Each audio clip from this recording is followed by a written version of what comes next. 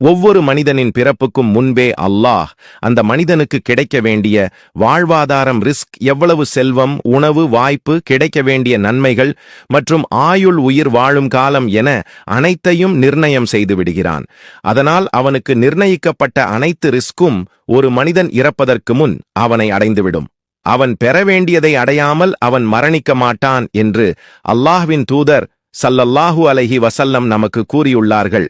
ஆகவே நாம் என்னுடைய வாழ்வாதாரம் கிடைக்குமா என்ற பயம் கொள்ளாமல், அல்லாஹ் நமக்கு விதித்த ரிஸ்க் நிச்சயமாக நம்மை அடையும் என்ற நம்பிக்கையுடன் நியாயமான ஹலாலான வழிகளில் உழைத்து முயற்சி செய்து நமது வாழ்வாதாரத்தை தேட வேண்டும். பொய்மையும் அநியாயமும் தடை செய்யப்பட்ட ஹராமான வழிகளிலும் செல்வத்தை தேட வேண்டாம். ஏனெனில் ஹராமான வழிகளில் கிடைக்கும் ரிஸ்கானது பாவத்தையும் நஷ்டத்தையும் மட்டுமே தரும். அல்லாஹ் நமக்கு கொடுக்க இருப்பதை யாரும் தடுக்க முடியாது.